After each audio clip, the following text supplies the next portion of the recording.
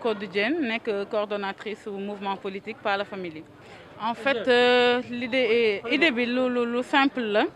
en fait dañ nekk ay xale nekk ci biir commune Fann Point et Amitié di politique yaakaar ne engagement bi njëkk ci politique mooy bëgg sa waa gox fexe ba lépp lu ñu soxla ñu am ko mais aussi nga yombalal leen ko. dañu gis ne vu contexte Covid 19 bi suñu yaay yi mbaa suñu maam yi c'est-à-dire les personnes âgées ñemeetuñu sax dem ci hôpital yi pour ñu jéem a xool seen wér-gu-yaram ndax dañuy bañ contaminé wu foofu noonu. ci kaw loolu ñu daje ak association wu médecins marocains yi nekk fii Sénégal ñu organiser journée de consultation gratuite yi pour suñu personnel. Médecin marocain may coordonné campagne de consultation gratuite.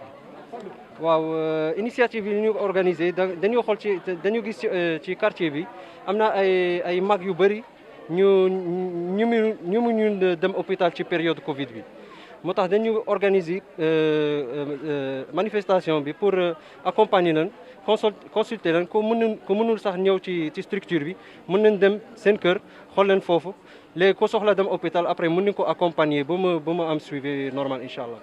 yu bëri ay problème suukar ay problème xol bi la ñu gis tey mais dañu continuer tey suba ak ginnaaw suba léegi samedi ak dimanche dañu am consultation spécialisée incha allah waaw.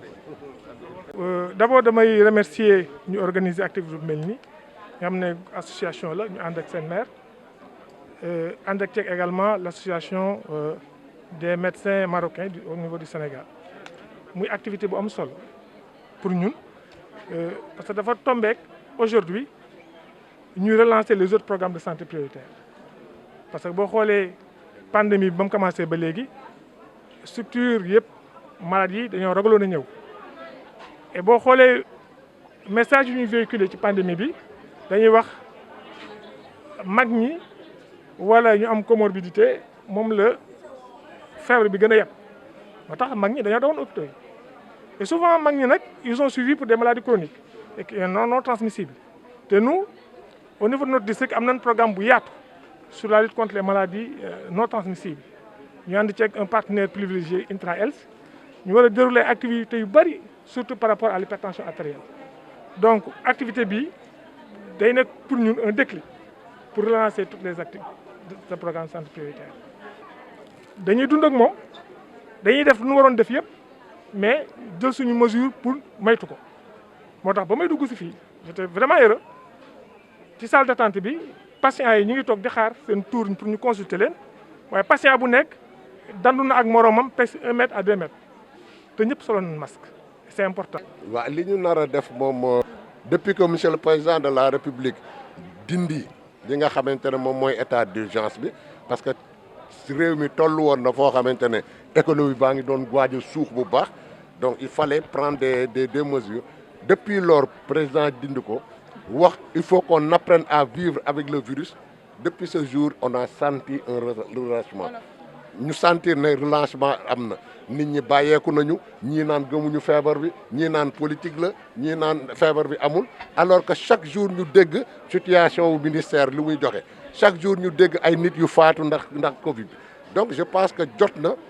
ñun ñu continuer ñun en tant que maire en tant que collectivité locale suñu devoir mooy accompagner l'État dans le cadre de la sensibilisation may si profité di remercier xale yi Pas la Famille et je pense que mbas bii fi amoon ak état d'urgence moo taxoon ñoom defuñu woon dara mais bi ñu levé kii bi ñoom reprendre nañ seen activité tey def nañu ay journée de consultation suba dinañ continuer waat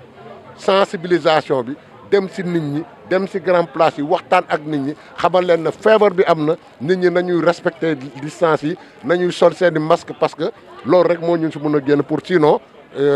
Sénégal attanul feebar bi donc je pense qu'il faut que nit ñi am conscience que ne lii xeex la boo xamante ne c'est une guerre. léegi fu mu nekk nii moom Sénégal moom